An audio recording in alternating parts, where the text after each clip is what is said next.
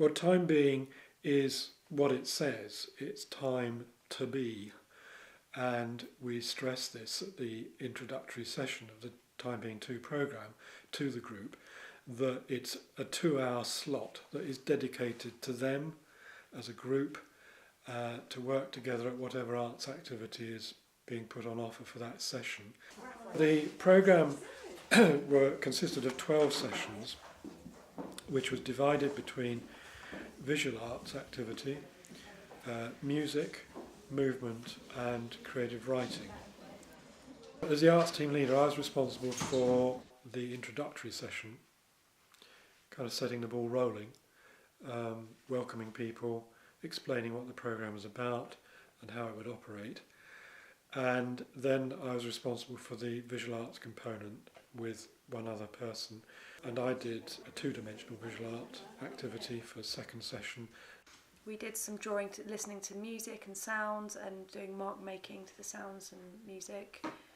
In the 2 movement sessions, we covered quite a lot of breathing techniques. The feedback from the participants on the breathing techniques was that they really did want more of that, and they found that very valuable. We've done activities that involved writing your signature, first of all, using your fingers and then using different areas of your body to write with, and then putting that work into small groups and partner work. I use percussion quite a lot. I love to do singing, but people are often much more scared about singing, but percussion is much more accessible. So I have a lot of instruments that are visually quite intriguing and people want to have a look at them and pick them up. Yeah, a lot of ethnic instruments, so people like using them. But my introductory game I call Scribble, and you can't get it wrong. There are only 2 rules: you play as loud and as fast as you can, and you only play when the leader plays. And it just gets people into it very quickly. And I ask them to swap instruments, so they have to have a go on everything. And it breaks the ice, and then people find that they're instinctively beginning to play more musically and more responsively. But it's by not having any expectations at the beginning that makes it easy for people to get involved. My section of the programme was creative writing, and that I did with working on a series of very simple games almost and exercises which led people into a way of telling a story.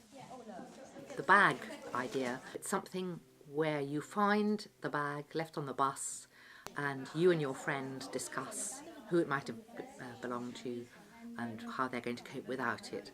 So really the idea is that people working in pairs, so there's no single onus on anyone to come up with, this is what I think, this is what we think is a much safer thing to say. And the things inside the bags are somewhat eccentric, so there's plenty of room for invention, storytelling and laughter. And so that again, I think breaks down this idea that a story has to be even written down, because the verbal telling of a story can be very powerful. A lot came with anxiety and depression, and quite a number had not only anxiety, depression, but other more significant mental health issues. You could see some people that would come in at the beginning and obviously found it quite difficult to engage and talk to other people, but by the end of after you'd been working with them for a few weeks, you'd come in and they'd be chatting to everybody, and you'd hear people say that they would meet outside of the sessions for coffee, and they would be planning to go to different events together.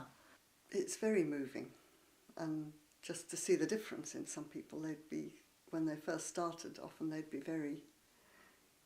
you could feel how tense they were and how anxious, and you'd see people blossoming and start wearing different clothes and getting their hair done and just, yes, talking more, being much more outgoing. Yeah, you could see them changing during the 12 weeks. I think the number of sessions we did, 12, possibly could be extended to maybe 15.